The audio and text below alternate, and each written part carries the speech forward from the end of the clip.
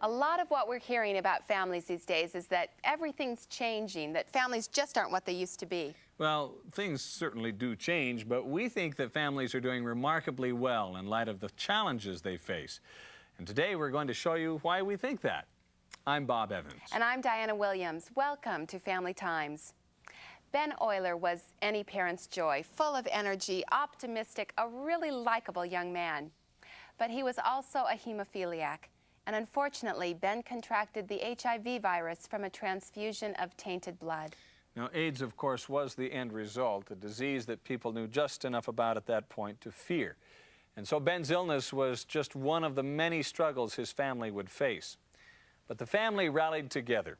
They knew that they would ultimately lose Ben, but they were determined that this ravaging disease was not going to destroy the family that he was a part of.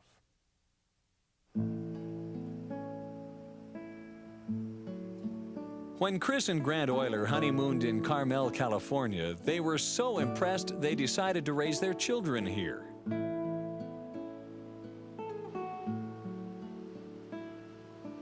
But in this setting of natural beauty and stunning vistas, tragedy struck. In 1985, their firstborn son, Benjamin, was just 7 years old. He was just a delight, really a good, happy boy. He loved sports. He loved breakdancing. Back then, in the early 80s, breakdancing was just coming out, and he just, for some reason, he just really got into that. Probably things that he enjoyed really a lot was wrestling out in the backyard and just playing with Bo and I and Abraham and our dog, Darcy. Before his 8th birthday, Ben, a hemophiliac, grew seriously ill and was diagnosed HIV positive. He had contracted AIDS through a blood transfusion when he was very young.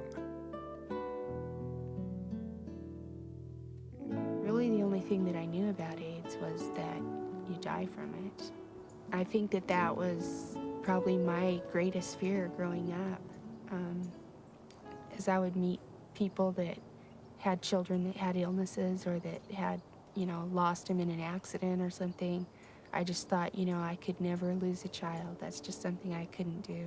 Oh, I just really had a rough time with accepting that he was going to die. I just, I felt like I needed to,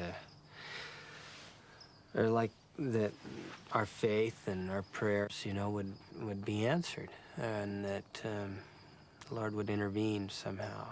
And I guess I was pretty much caught up into what I wanted, and I just wanted Ben to live. The minute he was diagnosed as AIDS, that caused a whole uproar in the community as to whether or not this boy with AIDS would be allowed to go to school.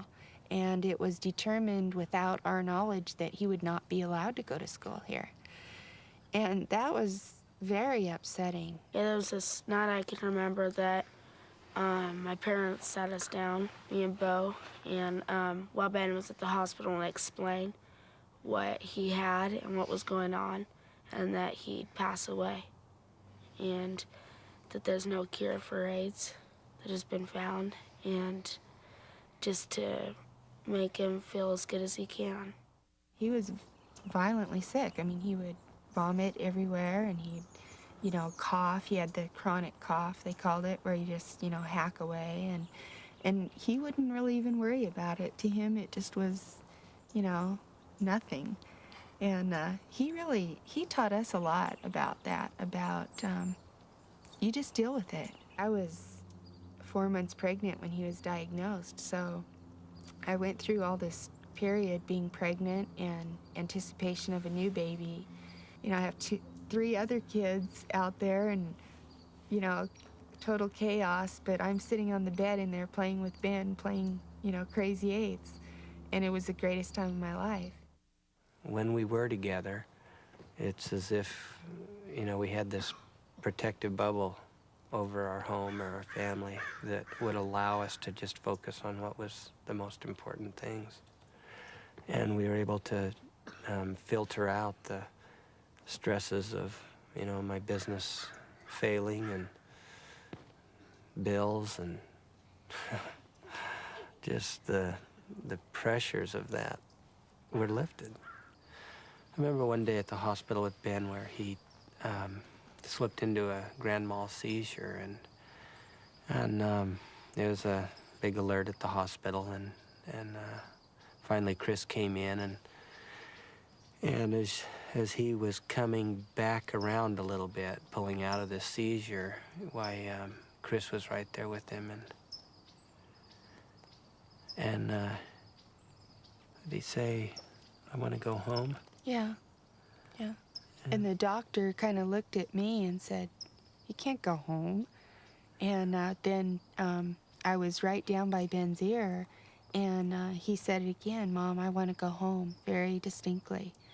And I just, you know, I thought about it, what he was really saying, and I turned to the doctor and I said, "He doesn't mean Carmel. You know, he's ready to go." It was during this time also where he really began to let go and taught us a great lesson, and asked if he could do a will. That was really neat because he had kept a journal. Chris had I had made him keep a journal. forced this issue. And even today as we read this thing, it's just precious. And so he wrote in his journal which cousins were to get certain things and which things he wanted us to have and which things he wanted his grandparents to have. Ben died on July 4th, 1986. Chris and Grant now had to adjust to his absence. You know, things were tough, but then they got really tough. And then we had to, you know, it's like the other things had to get put on hold for a while. And now it was, we've got to really deal with reality. And I remember at, gosh, kind of about halfway through meeting with Dr. Penn one time, he said, "I don't know what it is, but you guys seem to be doing okay. But, you know, the other patients that are children that I've had that are sick and that die, in all the cases, why the parents have split up." And he said, "Just be careful, you know, and to make sure you have time with each other."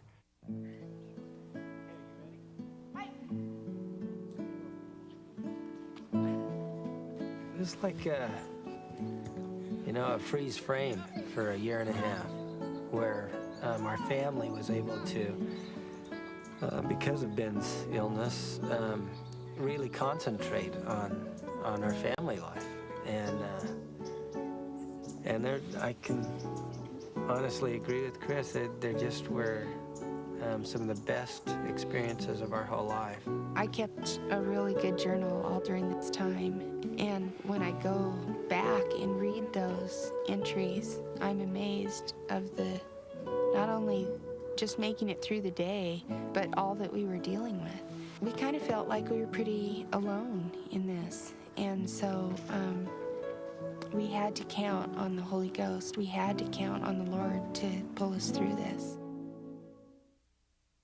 You know, statistically, the death of a child will often destroy a family. But the Oylers, through their ordeal, consciously worked at staying together to do the things that would keep them close.